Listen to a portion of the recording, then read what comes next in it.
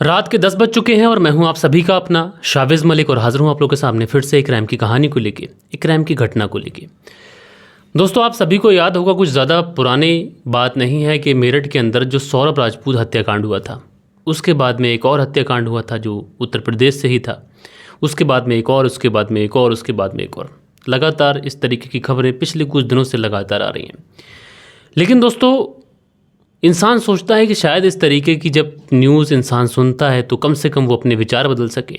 इंसान जो उसकी ख़तरनाक वाली मानसिकता होती है उस मानसिकता को वो छोड़ दे, क्योंकि इस तरीके की चीज़ों का अंजाम उसको पता होता है। क्राइम स्टोरीज सुनकर भी और लगातार सोशल मीडिया, प्रिंट मीडिया के माध्यम से भी लोग सुनते हैं, लेकिन फिर भी इंसान गलत काम करने से बाज नहीं आता है। दोस्तों, एक लड़की को आखिरकार क्या चाहिए? उसका पति सरकारी नौकर हो, उसका पति अच्छा कमाता हो, उसको उसके मर्ज़ी के मुताबिक घर में रखे, परिवार से दूर रखे, उसको ना ज़्यादा काम हो करने के लिए, ना परिवार की झंझट हो, और उसका पति अपनी पत्नी के लिए वो सब कुछ करे, लेकिन उसके बावजूद भी उसकी पत्नी को अपने पति से कुछ और चाहिए हो, और जिसके लिए वो एक ऐसे रास्ते पर भी चल जाती है कि वो परवाह नहीं करती कि वो किसी के बेटे को छीन रही है, वो किसी बच्चे के बाप के जो साया सर पे बाप का होता है उसको हटा रही है।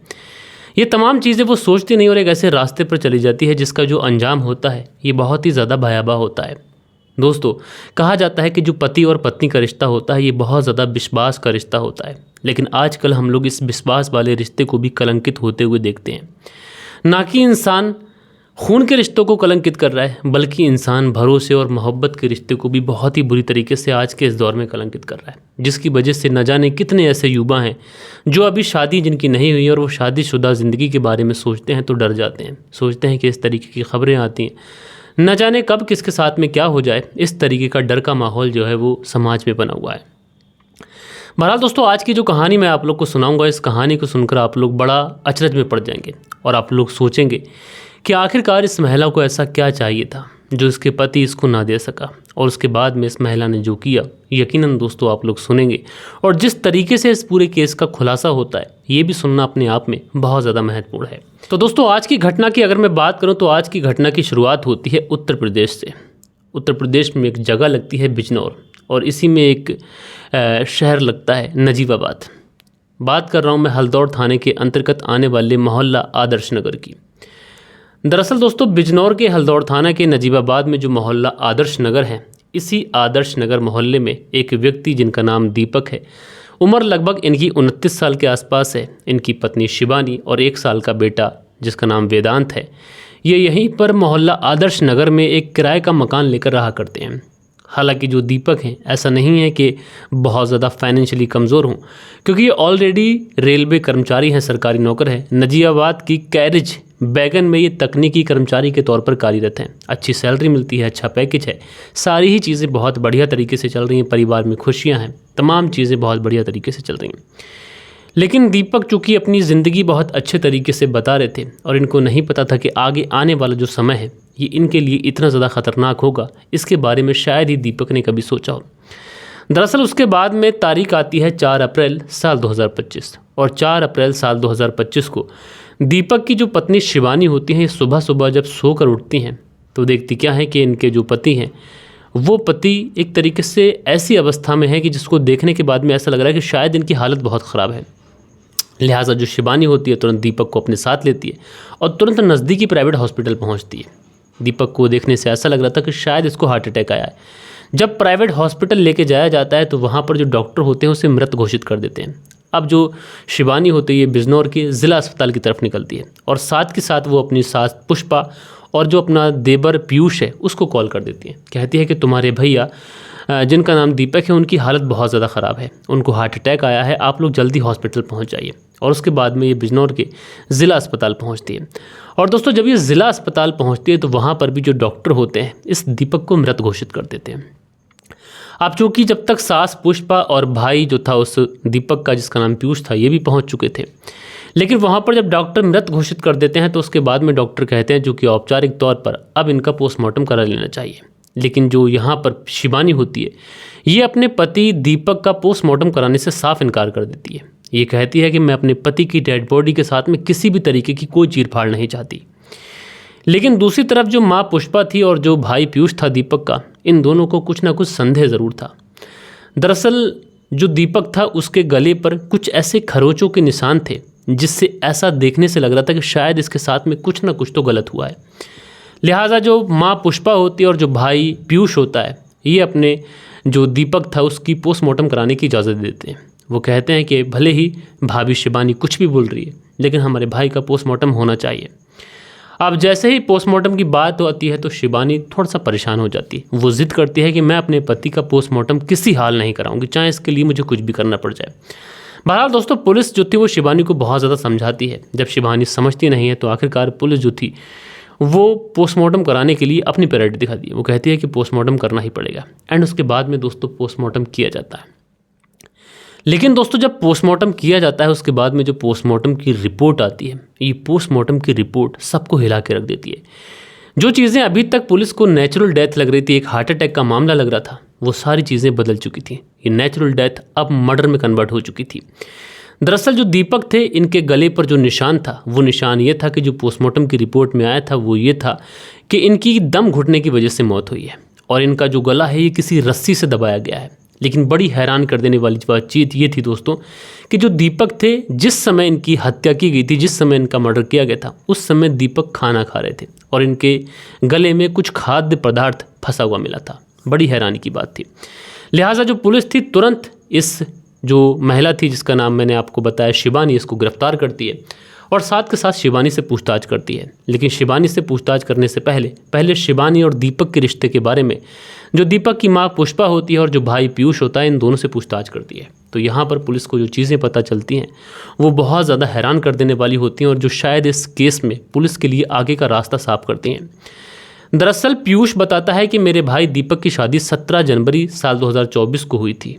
चूँकि जो दीपक थे ये हल्दौर गांव के, जो हल्दौर है थाना, उस हल्दौर में जो गांव पड़ता है मुकरकंद, वहीं के रहने वाले थे।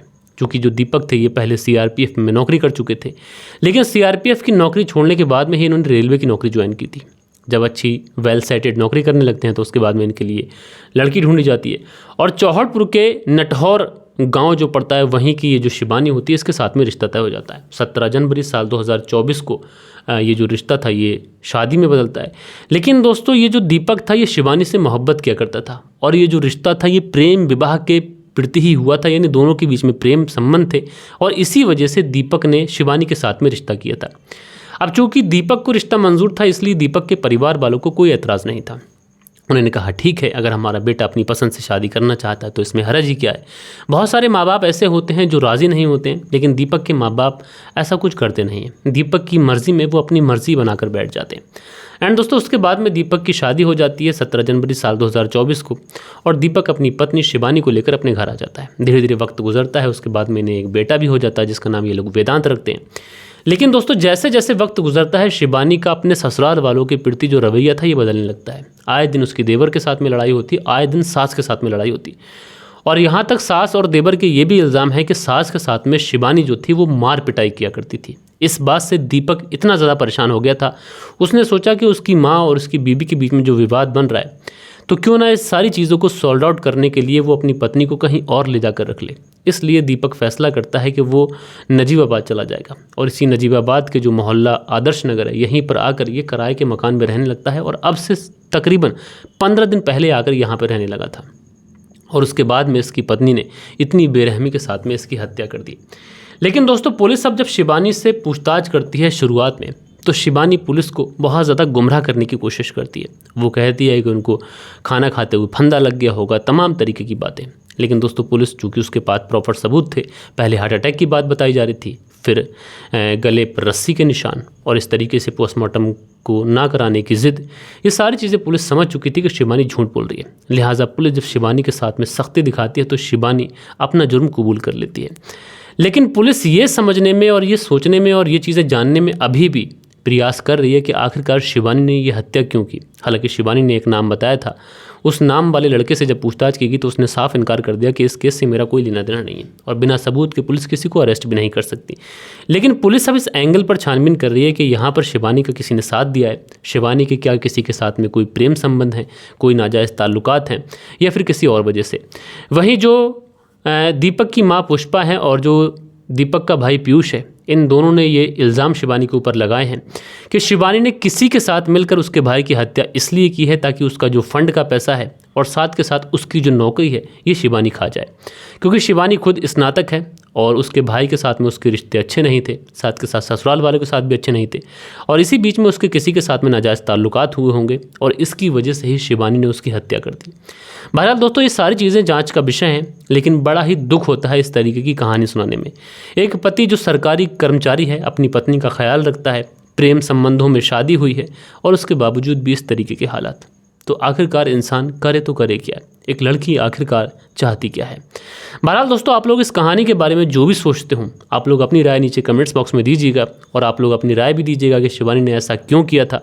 हालांकि पुलिस इसमें अभी इन्वेस्टिगेशन कर रही है और जो चीज़ें भी निकल के आएंगी मैं आप लोग को ज़रूर बताऊँगा। लेकिन दोस्तों, कल के दिन आप लोग के जो भी कुछ कमेंट्स थे, अब वक्त होता है कि आप लोग के कमेंट्स पढ़ लिए जाएँ। दोस्तों, कल के दिन आप लोगों ने जो कमेंट्स किए थे, इसमें AK खान है, लिखते हैं कहानी बहुत अच्छी है, तो AK खान जी आपका शुक्रिया। मंसूरी भाईजान है, लिखते हैं सुपर कहानी भाई, तो मंसूरी भाईजान जी आपका शुक्रिया। गफ्फार खान है, लिखते हैं नाइस स्टोरी सर, तो गफ्फार खान जी मेरे भाई आपका शुक्रिया। मंसूरी भाईजान हैं जो हार्ट बनाते हैं, बहुत बहुत शुक्रिया। दिनेश कुमार है, लिखते हैं बहुत खूब भाई, तो दिनेश कुमार जी मेरे भाई आपका बहुत बहुत शुक्रिया। दिनेश कुमार आगे हार्ट बनाते हैं। शील निधि है, लिखते हैं बहुत खूबसूरत स्टोरी है भाई। मलिक भाई, अवैध संबंध का एक मौसम चल रहा है, तो शील निधि जी आपका बहुत बहुत शुक्रिया। उसके बाद में दिनेश कुमार है, लिखते हैं नमस्कार मलिक भाई साहब, बढ़िया कहानी है, समय बहुत ख़राब चल रहा है। तो दिनेश कुमार जी मेरे भाई नमस्कार, आपका बहुत बहुत शुक्रिया, आपने अपना बेशकीमती कमेंट्स किया। परवेज़ आलम है, लिखते हैं स्टोरी अच्छी है भाई साहब, तो परवेज़ आलम जी शुक्रिया। AK खान है, लिखते हैं सुपर स्टोरी भाई, तो AK खान जी बहुत बहुत शुक्रिया। दिनेश कुमार है, लिखते हैं नाइस भाई, दीप आल्सो लाइक योर स्टोरी, तो दिनेश कुमार आपकी वाइफ दीप, आप दोनों का बहुत बहुत शुक्रिया। हरजीत सिंह है, लिखते हैं वेरी नाइस स्टोरी, तो हरजीत सिंह जी आपका बहुत बहुत शुक्रिया। सुरेंद्र शर्मा है, लिखते हैं नमस्ते मलिक भाई साहब, नाइस स्टोरी। सुंदर कुमार, श्री विजयनगर राजस्थान से, तो नमस्कार भैया सुरेंद्र जी, आपका बहुत बहुत शुक्रिया। उसके बाद में शाकिर हुसैन है, लिखते हैं मलिक भाई अस्सलाम वालेकुम, कहानी बहुत बढ़िया है, कुवैत से सुनता हूँ, तो शाकिर हुसैन जी वालेकुम सलाम, आपका बहुत बहुत शुक्रिया। उसके बाद में हसीबुल अंसारी हैं, हार्ट बनाते हैं, बहुत बहुत शुक्रिया। दिनेश कुमार है, लिखते हैं मेहनत करते रहो, कामयाबी एक दिन ज़रूर मिलेगी, ये हमारी दुआ है। दिनेश कुमार जी आपका बहुत बहुत शुक्रगुजार हूँ इस तरीके से दुआ करने के लिए। लाइक अब्बास लिखते हैं अस्सलाम वालेकुम शाबिज़ भाई, नाइस स्टोरी। गुलिस्तान आज बागपत UP से, तो आप दोनों पति पत्नी का बहुत बहुत शुक्रिया। वालेकुम सलाम जी आपको। उसके बाद में मोहम्मद रियाज हैं, लिखते हैं नाइस स्टोरी सर, हम भी बिहार सिवान से ही हैं, तो बहुत बहुत शुक्रिया भाई। महाकाल करके आइडिया, लिखते हैं नमस्ते मलिक भाई, तो भैया नमस्ते, आप कैसे हैं। उसके बाद में बालिश बिहारी हैं, लिखते हैं मलिक साहब जी नमस्कार सर जी, कहानी सुना अच्छा लगा, लेकिन आजकल जो रिश्ता का कोई नहीं देखता है, सिर्फ हवस के पुजारी हो गए हैं कितने लोग, यानी रिश्ते को कोई नहीं देखता। तो बालिश बिहारी जी भैया नमस्कार, आपने बहुत अच्छी बात कही, मैं आपकी बात से सहमत हूँ। उसके बाद में सालिम अंसारी हैं, लिखते हैं सऊदी रियाद से सुनते हैं, सालिम जी शुक्रिया। राजकिशोर चौरसिया महाबालेश्वर महाराज से सुनते हैं। राजपुरा खबरनामा लिखते हैं शाबिज़ भाई सलाम, देखकर तेरे संसार की हालत क्या हो गई भगवान, कितना बदल गया इंसान। तो राजपुरा खबरनामा जी भाई वालेकुम सलाम, बहुत बहुत शुक्रिया, आपका बेशकीमती कमेंट्स मुझे अच्छा लगा। वी गुप्ता हैं, लिखते हैं आजकल की औरतें पुरुष से संतुष्ट नहीं हो पा रही हैं, इनको सर्विसिंग के लिए कई पुरुषों की ज़रूरत है, आज की महिला सम्मान पाने की हकदार नहीं है। VI गुप्ता जी मैं आपकी बात से सहमत भी करता हूँ और नहीं भी करता, क्योंकि समाज आज भी एक सा नहीं है। आज भी बहुत सारी ऐसी महिलाएं हैं जो आप देखते हैं कि मेहनत मजदूरी करती हैं, लेबर का काम करती हैं, लेकिन वो कभी अपने पति के साथ में बेवफाई नहीं करती। मैंने देखा है कंस्ट्रक्शन लाइन में जब मैं HR की जॉब किया करता था, तो वहाँ पर महिलाएं अपनी पीठ से अपने बच्चे को बांधती थीं और उसके बाद में मजदूरी करती थी, दिन भर 300 से 400 रुपये की दिहाड़ी लेती थी, लेकिन अपने पति के साथ बेवफाई नहीं करती थी। उसके बाद में जो अगला कमेंट है हसीबुल अंसारी का, लिखते हैं अस्सलाम वालेकुम मेरे भाई, तो हसीबुल अंसारी जी वालेकुम सलाम। उसके बाद में नसीर अहमद लिखते हैं अस्सलाम वालेकुम शाबिज़ भाई, भाई वालेकुम सलाम, शुक्रिया आपका। सुन त्यागी हैं, प्यारा सा कमेंट्स करते हैं, बहुत शुक्रिया। उसके बाद में अगला जो कमेंट्स परवेज़ आलम का, लिखते हैं बड़े भाई कल हमारी सालगिरह है, प्लीज़ नाम लेकर विश कर दीजिएगा, परवेज़ एंड नफीशा। तो परवेज़ आलम जी एंड आपकी वाइफ नफीशा, आप दोनों को आपकी शादी की जो सालगिरह है, एनिवर्सरी है, उसकी ढेर सारी बधाइयाँ, और आपकी जो ज़िंदगी है हमेशा साथ साथ गुजरे, एक दूसरे के साथ में लंबी उम्र जिएँ, खुश रहें और हमेशा कामयाबी पर पहुँचें। उसके बाद में राकेश जी हैं, लिखते हैं सर मेरे गांव की सच्ची कहानी है। जी बहुत अच्छी बात कही आपने और शुक्रिया आपका। और उसके बाद में अगला जो कमेंट्स है अबू जाहिन ने, लिखते हैं please stop saying time. Abu Jahin ji आप टाइम को लेके क्यों इतना टेंशन लेते हैं, टाइम बताना ज़रूरी होता है, थोड़ा सा कहानी को स्टार्ट मिल जाता है। सुनील त्यागी लिखते हैं आज का कितना इंसान कितना गिर चुका है भाई, शुक्रिया। जयप्रकाश जी कमेंट्स करते हैं, बहुत बहुत शुक्रिया। राजकुमार लिखते हैं hello sir, nice story, everyday watching your video. तो राजकुमार जी आपका बहुत बहुत शुक्रगुजार हूँ कि आप डेली हमारी वीडियोज़ को सुनते हैं। सो दोस्तों, ये कुछ प्यारे प्यारे कमेंट्स थे जो कल के दिन आप लोगों ने किए थे। आशा करता हूँ कि आज की जो कहानी है ये आप लोगों को ज़रूर से ज़रूर पसंद आई होगी। कहानी पसंद आई हो तो एक लाइक करिएगा, दोस्तों और मित्रों के साथ में ज़रूर शेयर करिएगा। बाकी दोस्तों मिलते हैं कल के दिन किसी और क्राइम स्टोरी के साथ में। जब तक के लिए अपना ख्याल रखें, देश का ख्याल रखें, परिवार के रिश्तों की अहमियत को समझें। जय हिंद, जय भारत।